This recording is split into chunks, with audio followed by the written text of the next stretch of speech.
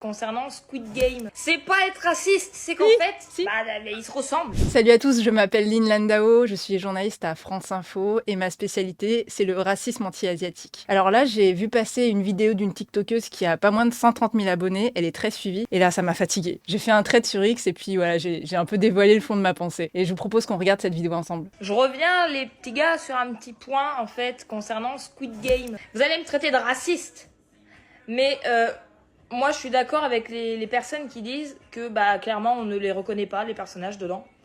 Forcément, ils sont tous chinois. Alors déjà, c'est super raciste de dire que tous les acteurs de Squid Game sont chinois, puisqu'ils sont pour la plupart sud-coréens. En fait, l'Asie, c'est un continent, mais ça ne se limite pas à la Chine. Bref, c'est pas parce qu'une personne a des cheveux noirs lisses et des yeux en amande qu'elle est forcément chinoise. Moi, je me suis emmêlé les pinceaux en me disant, mais ça, c'est lui ou elle, c'est elle. Le problème, c'est qu'elle prend ses perceptions pour la réalité. Elle en fait une généralisation. Il faut faire attention. Elle l'affirme comme si c'était un fait établi, comme si c'était la vérité, alors que c'est pas du tout vrai. Excusez-moi, je ressemble pas à Lucy Liu. J'aimerais beaucoup, hein, mais vous nous mettez côte à côte, c'est pas le même délire. C'est pas être raciste.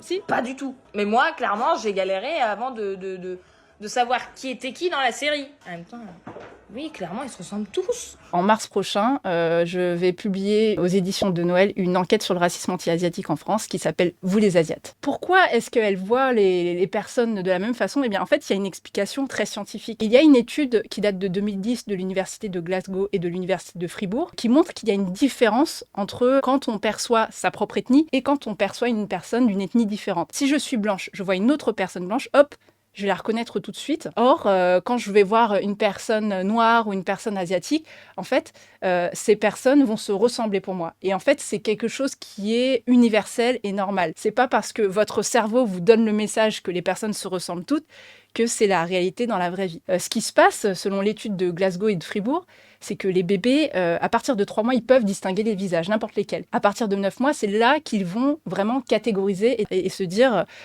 cette personne, c'est mon ethnie et cette personne, c'est pas mon ethnie. Voilà, l'idée, c'est de pas être dans le jugement, mais c'est d'expliquer qu'il y a toujours des explications scientifiques à nos réactions. L'écueil, c'est de pas faire de ces perceptions une généralité.